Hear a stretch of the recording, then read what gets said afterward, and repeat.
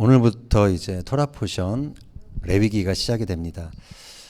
레위기는 흔히 성경 통독의 무덤이라고 하죠. 호기롭게 성경 통독을 새해 결심하고 시작을 했다가 레위기에 가서 그 의지가 사망하는 경우가 종종 있음을 주변에서 보게 됩니다.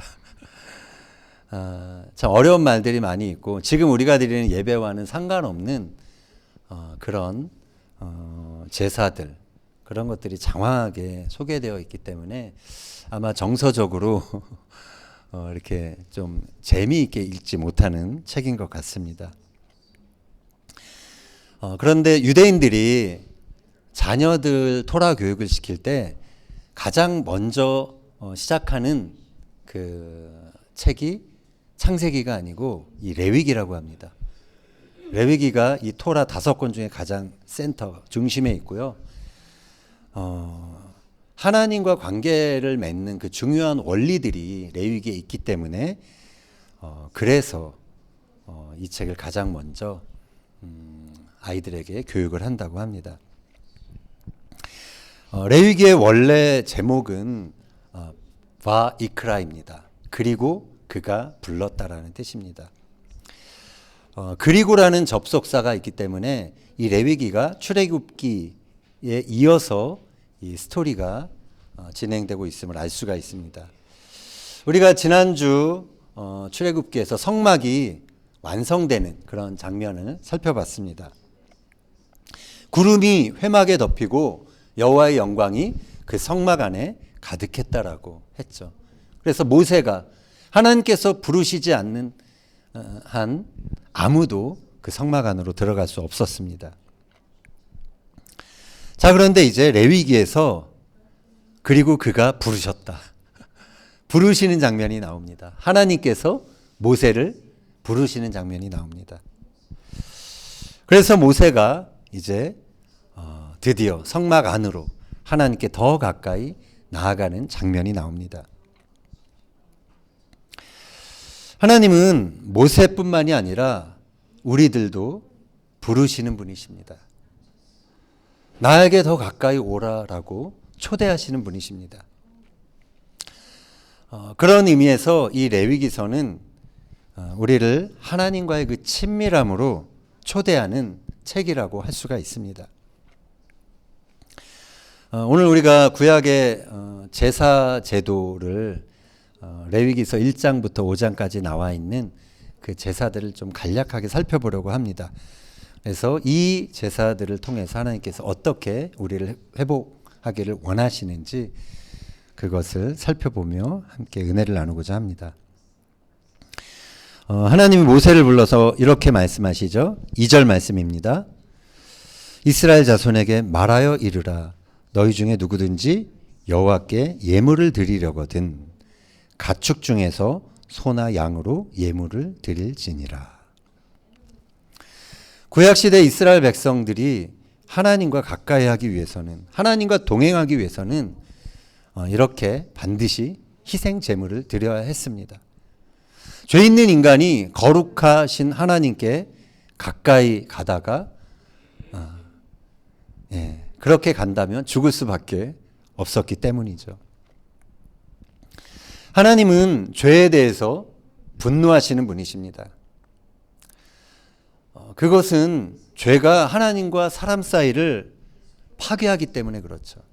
그리고 죄가 사람과 사람 사이의 관계도 파괴하는 것이기 때문에 그렇습니다. 그리고 죄를 짓는 인간 안에 하나님께서 아름답게 만들어 놓으신 그 하나님의 형상이 이그러지고 얼룩지고 파괴가 되기 때문에 하나님이 그래서 죄를 미워하시는 것입니다. 그래서 하나님은 죄에 대해서 경계하시고 그 죄에 대해서 심판을 하셔야 했습니다. 우리를 벌하기 위해서 심판하는 게 아니라 우리를 회복하기 위한 그러한 심판인 것입니다. 하나님은 우리의 연약함을 아시죠. 불완전함이 우리 인간의 조건임을 하나님은 알고 계십니다. 그래서 실수하고 죄를 반복하는 우리들이 그 오류를 시정할 수 있는 방법을 마련해 주신 것입니다. 그것이 구약 때는 죄인인 인간을 대신해서 희생 제물이 대신 피를 흘리고 죽임을 당하는 그런 것이었죠. 그 속죄 제사를 통해서 사람들은 죄를 용서받고 하나님께 가까이 갈 수 있었던 것이죠. 그것은 하나님의 자비였고 하나님의 은혜였습니다. 2절에 그 하나님께 드리는 예물이 나오는데요. 예물이 히브리어로 코르반입니다. 우리 한글 성경에는 고르반이라는 단어 아마 아실 거예요. 이것은 카라브라는 동사에서 나온 말입니다. 카라브는 더 가까이 가다라는 뜻입니다.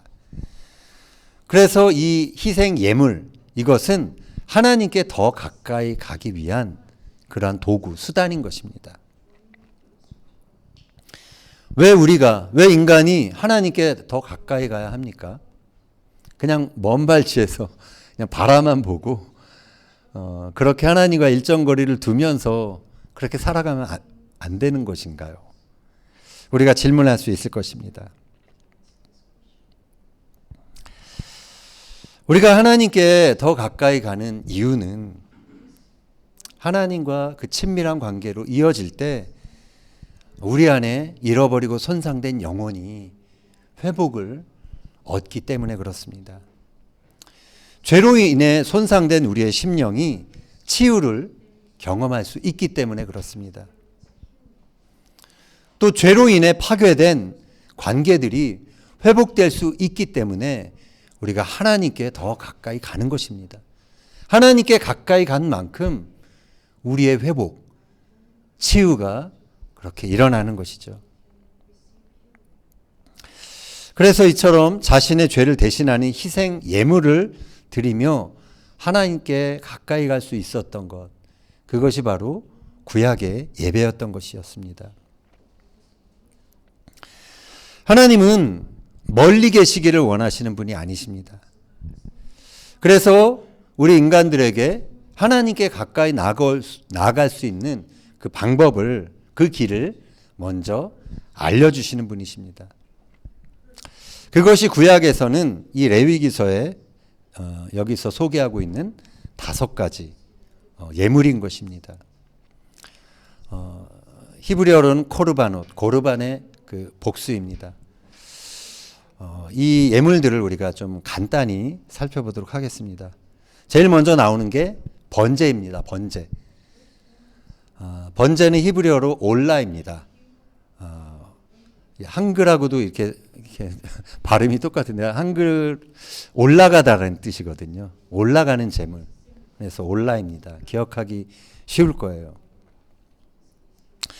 그 제물을 태워서 연기가 올라가는 것. 그래서 올라라고 부릅니다.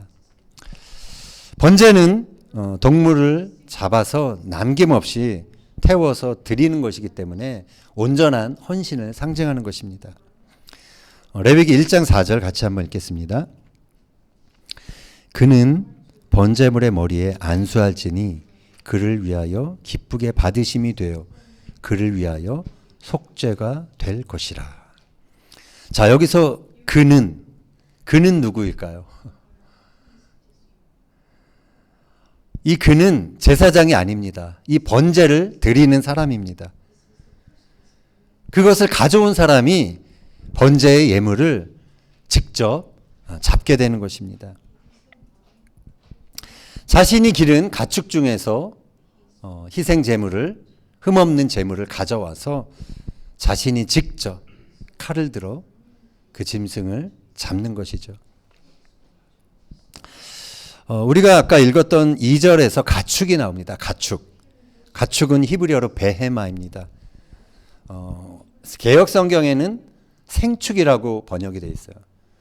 생축은 살아있는 그 가축이라는 뜻이죠. 그래서 예배자가 그 제물을 드릴 때 그 자기가 가져온 그 가축, 생축의 머리에 손을 얹어서 안수합니다. 히브리어로 세미카라는 의식입니다. 그 예배를 드리는 예배자가 그 번제 예물과 동일시하는 그런 의식이죠. 그리고 나서 그는 비두이라는 고백을 합니다.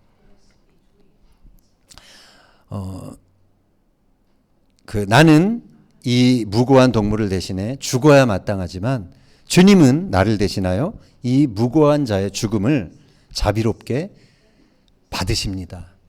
그것을 고백하는 것입니다. 그 고백 이후에 이제 이 예배자가 자신이 가져온 그 생축을 잡는 것이죠.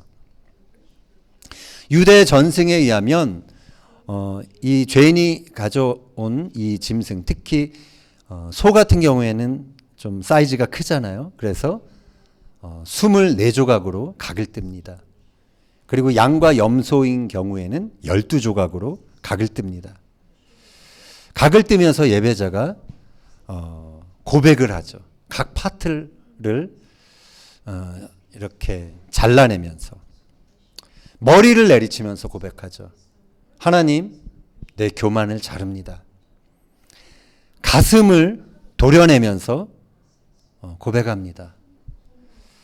죄악을 품었던 내 가슴을 도려냅니다.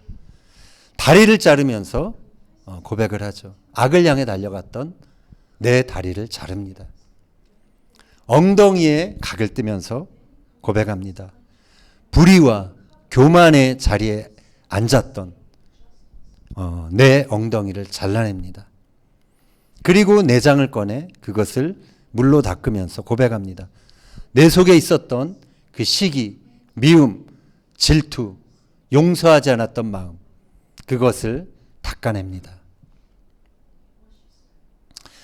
이처럼 예배자는 그 생축을 잡는 과정을 통해서 사실은 자신의 피를 흘리는 것이죠. 자신을 죽이는 경험을 하게 되는 것입니다. 하나님께서는 그래서 예배자가 드린 그 희생 제물이 흘린 피, 그리고 그 제물이 태워져 올라가는 그 연기를 보시고서 그 죄인을 용서하시는 것입니다. 그가 드리는 이 예물, 이 희생 제사에 그의 믿음, 그리고 하나님께로 돌이키겠다는 그 회개, 테슈바라고 하죠. 그 마음이 담겨져 있음을 확인했기 때문에 용서하시는 것입니다. 에베소서에서 바울이 이렇게 말합니다. 5장 2절 같이 보겠습니다. 그리스도께서 너희를 사랑하신 것 같이 너희도 사랑 가운데서 행하라. 그는 우리를 위하여 자신을 버리사 향기로운 제물과 희생 제물로 하나님께 드리셨느니라. 이거는 예수님이 우리의 번제가 되셨음을 나타내는 말입니다. 개역 성경은 이 희생 제물 대신에 생축이라고 번역하고 있어요. 아까 그 베헤마라고 그랬죠. 산채로 드려지는 제물. 예수님이 바로 우리를 위해 그렇게 희생당하신 생축이라는 것입니다. 예수님이 우리를 위한 생축이 되셨기 때문에 우리는 예수님을 통해서 하나님께 가까이 나아갈 수 있게 되었던 것입니다. 그래서 구약 백성들이 이 희생제물을 자신과 동일시하는 이 체험을 통해 죄사함을 받았고 또 그래서 하나님께 가까이 갔던 것처럼 지금 우리는 이 예수님의 희생과 우리 자신을 동일시하는 그러한 경험을 통해서 죄를 용서받고 하나님께 가까이 나아갈 수 있게 된 것입니다. 두 번째로 소개되는 예물은 민하입니다. 민하. 소제라고 번역이 되어 있습니다. 곡식을 태워드리는 제사입니다. 이것은 자신이 한 해 동안 그렇게 땀을 흘려서 거둔 노동의 열매를 하나님께 드리는 것입니다. 민하에는 선물이라는 뜻이 있어요. 하나님께 드리는, 내 소산으로 드리는 그런 선물인 것입니다. 기쁨으로 드리는. 그래서 이 소제는 소산물에 대한 감사의 표현이자 또 자신의 소산에 대해서 계속해서 복 주실 것에 대한 그런 기대하는 마음이 담겨져 있는 예물인 것입니다. 세 번째 소개되는 예물은 화목제입니다. 제바흐 슐라밈이라는 뜻인 그런 히브리어인데요. 화평의 제사입니다. 이 화목제는 뭐 소제와 약간 같은 의미지만 감사를 표현하고 아니면 나의 소원이 이것입니다. 이렇게 서원할 때 드리는 예물입니다. 내장과 기름은 이제 불로 태워서 바치고 그 고기는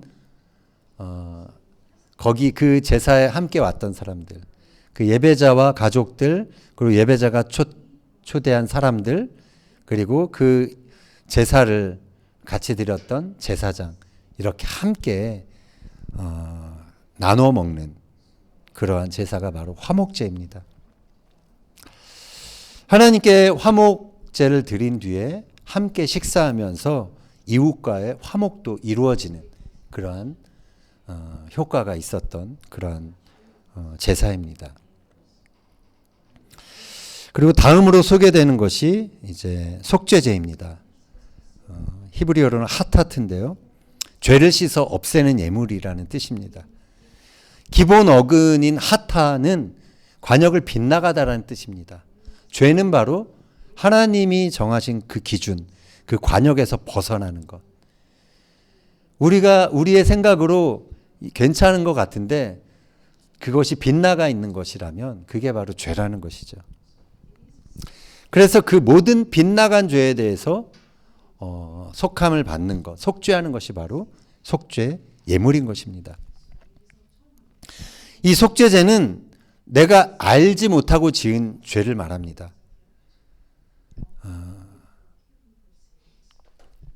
그리고 실수로 지은 죄, 그것을 용서받기 위해 드리는 예물인 것입니다. 여기서 우리가 구약의 제사가 정말 치밀하구나. 내가 알지 못하고 지은 죄까지 이렇게 속죄해야 하는 그 치밀함을 우리는 볼 수가 있습니다. 자, 내가 모르고 지었던 그 죄까지 왜 우리는 속죄를 해야 할까요? 그냥 그건 실수였을 뿐인데. 그것에 대해서 랍비들이 자신의 생각들을 밝힌 그러한 의견들이 있습니다. 아브라 바넬이라는 분은 속죄제는 우리가 행한 일에 대한 형벌이 아니다. 그것은 그냥 앞으로 장래 일에 대한 그것을 반복하지 않게 하려는 하나님의 경고라는 것이죠. 우리가 뭐 교통 범칙금 딱지 뗄 때 그거 참 아깝잖아요. 그러나 그걸 내면서 다음에는 이제 몸으로 느끼는 거죠.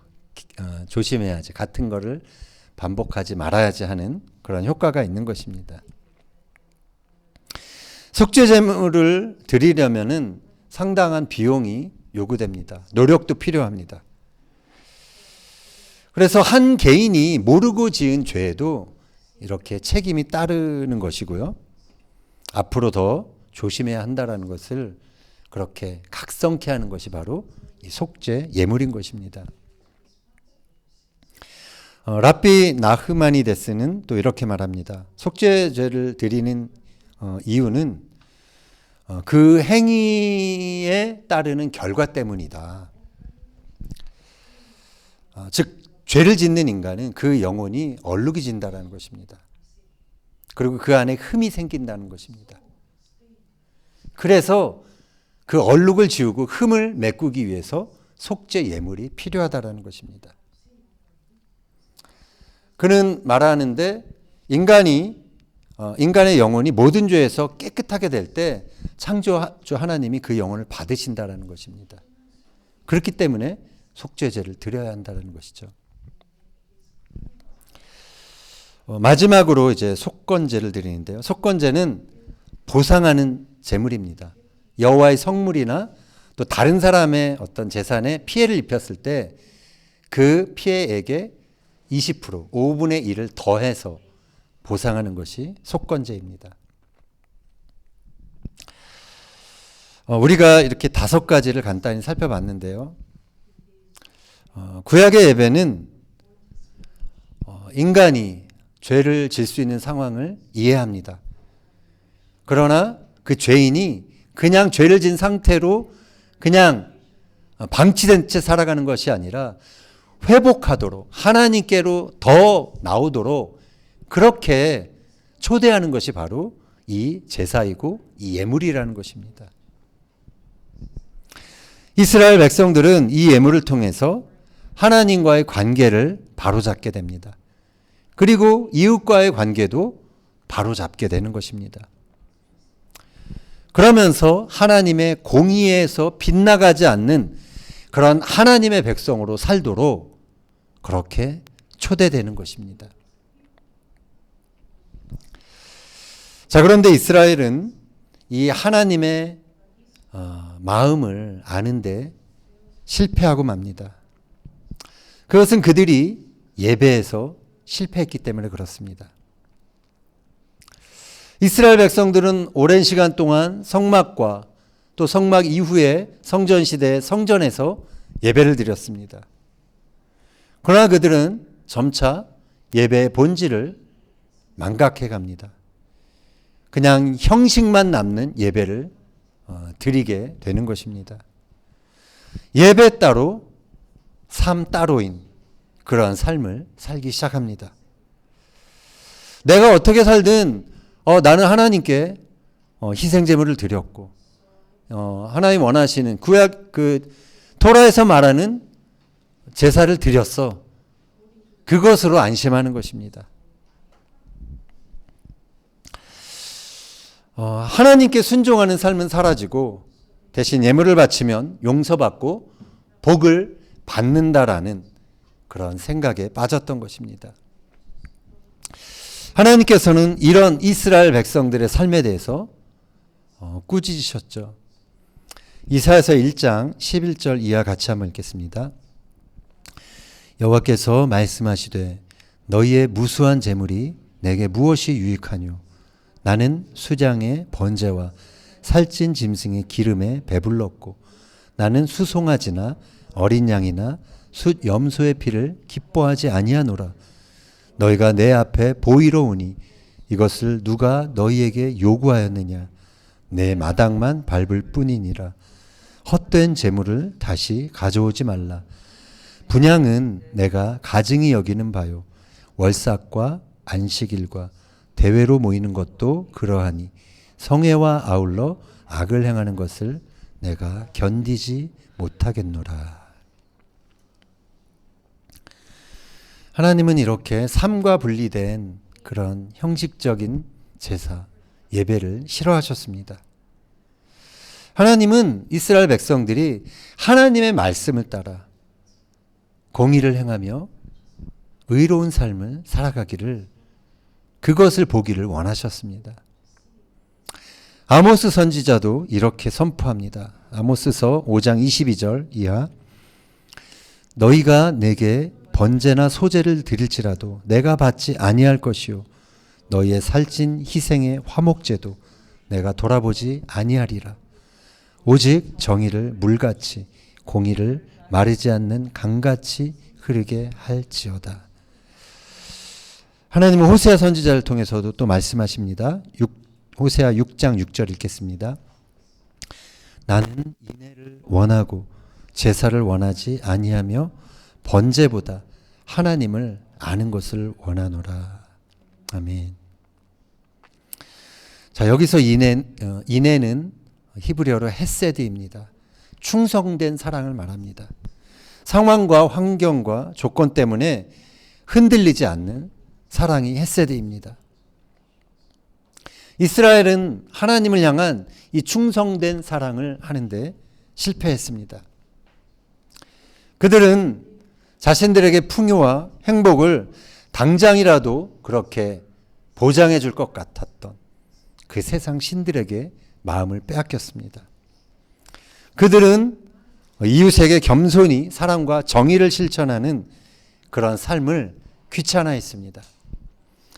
내가 희생하는 삶을 선택하기보다 그저 나의 앞길이 탄탄히 보장되고 성공하는 삶, 그것만을 향해 달려갔습니다. 우리가 함께 읽었던 이 선지자들의 말씀을 통해서 예배와 삶이 결코 분리될 수 없다는 사실을 알게 됩니다. 예배가 단순히 그냥 정해진 시간에 나와서 드리는 그런 것이 아님을 알게 됩니다. 단순히 그냥 희생 예물만 드리는 그것이 아님을 알게 됩니다. 결국 예배를 예배가 되게 하는 것은 우리들의 삶입니다. 삶의 예배가 없을 때 우리가 모여서 드리는 예배도 하나님 앞에는 소용이 없는 것입니다. 하나님의 백성들은 이 땅의 풍요를 누려서 온전하게 되는 것이 아닙니다. 내가 바라던 어떠한 그러한 이상적인 모습의 그러한 위치에 올라가서 내가 온전해지는 것이 아닙니다. 오직 예배를 통해 하나님께 가까이 갈 때 우리는 내가 누구인지를 알고 하나님 나를 어떻게 부르셨는지 확인하며 하나님의 온전함 안으로 들어가게 되는 것입니다. 하나님이 원하시는 온전한 하나님 나라의 백성이 되는 것입니다. 그래서 우리는 그 어떤 것보다 예배에 성공해야 하는 것입니다. 우리 중에 아무도 죄로부터 자유로울 수 있는 사람은 없습니다. 죄는 우리 영혼에 균열을 일으킵니다. 그리고 하나님과의 관계를 파괴합니다. 멀어지게 합니다. 그리고 내 옆에 있는 가족, 이웃과의 관계도 소원해지게 합니다. 그 관계를 파괴합니다. 그래서 우리는 이 예배라는 형식을 통해서 반드시 우리의 죄의 문제를 처리해야 하는 것입니다. 히브리서 기자가 말합니다. 10장 11절 이하 같이 읽겠습니다. 제사장마다 매일 서서 섬기며 자주 같은 제사를 드리되 이 제사는 언제나 죄를 없게 하지 못하거니와 오직 그리스도는 죄를 위하여 한 영원한 제사를 드리시고 그가 거룩하게 된 자들을 한 번의 제사로 영원히 온전하게 하셨느니라. 아멘. 예수님은 우리를 위한 온전한 희생 예물 코르반이 되셨습니다. 우리는 그래서 이 예수님이 흘리신 이 피를 힘입어서 성소에 담대히 들어갈 수 있게 된 것입니다. 하나님께 더 가까이 나갈 수 있게 된 것입니다. 예수님이 우리를 대신한 희생 예물이 되셨기 때문에 우리가 우리의 죄와 우리의 연약함에도 불구하고 하나님께 그렇게 나아가 예배자로 설 수 있게 된 것입니다. 그래서 우리는 예배 때마다 이 예수님이 우리를 위해서 흘리신 이 피, 이것을 기억해야 합니다. 이것을 의지해서 우리 영혼에 균열을 일으켰던 그 죄를 씻어내야 하는 것입니다. 코르반, 그 희생 예물은 우리 인간의 영혼을 살리기 위한 것입니다. 우리 안에 지으신 그 하나님의 형상을 다시 회복하기 위한 도구인 것입니다. 하나님은 우리 안에 아름답게 지으신 그 창조 때 우리에게 만들어 놓으신 그 하나님의 형상을 회복하기를 원하십니다. 그래서 우리를 부르시는 것이죠. 나에게 더 가까이 나오라고 그렇게 초청하시는 것입니다. 그리고 하나님은 그것을 위해 당신의 독생자 예수 그리스도를 우리를 위한 코르반으로, 온전한 예물로, 완전한 예물로 반복해서 드리지 않아도 되는 그런 영원한 예물로 준비해 주신 것입니다. 그래서 우리는 예배할 때마다 이 사실을 기억해야 합니다. 예수님이 나를 위해서 희생당하셨음을 우리는 기억해야 하는 것입니다. 그리고서 우리의 죄에서, 우리의 연약함에서, 우리가 모르고 지었던, 우리 그냥 본능에 이끌려서 지었던 그것, 그러나 나중에 이것이 잘못이었구나 알게 된 그 잘못까지도 우리는 회개해야 하는 것입니다. 이 회개의 테슈바를 통해서 우리는 반드시 하나님께 더 가까이 나아가야 하는 것입니다. 회개는 죄인된 우리가 하나님의 형상으로 돌아가는 유일한 방법입니다. 회개해야 우리 안에 하나님의 형상이 온전히 회복되는 것입니다. 우리는 또한 우리가 드리는 예배가 눈먼 제사가 되지 않도록 우리의 일상, 우리의 모든 삶의 현장에서 예배자로 살아가야 하는 것입니다. 삶의 예배에서도 승리해야 하는 것입니다. 예배는 교회 안에서만 드리는 것이 아닙니다. 우리의 삶의 현장에서 정의와 자비와 사랑을 우리 이웃들에게 그렇게 행하는 것, 그것이 또한 우리가 드려야 하는 삶의 예배인 것입니다. 하나님께서 모세를 성막 안으로 그렇게 불러주신 것처럼 하나님은 지금도 우리를 이 예배의 자리로 초청하십니다. 바라기는 우리의 이 예배를 통해서 우리의 영혼에 균열을 일으킨 그 죄를 씻어내고 하나님과의 친밀함을 회복하는 그러한 시간이 되기를 소망합니다. 또한 삶의 예배를 통해서 우리 이웃과 우리가 가까이 하고 있는 사람들과의 그러한 친밀함도 회복할 수 있는 저와 여러분이 되었으면 좋겠습니다. 그렇게 친밀함을 회복한 우리를 통해서 하나님께서 영광을 받으시고 또 이 땅에 하나님의 나라가 이루어지게 되기를 예수님의 이름으로 축원합니다.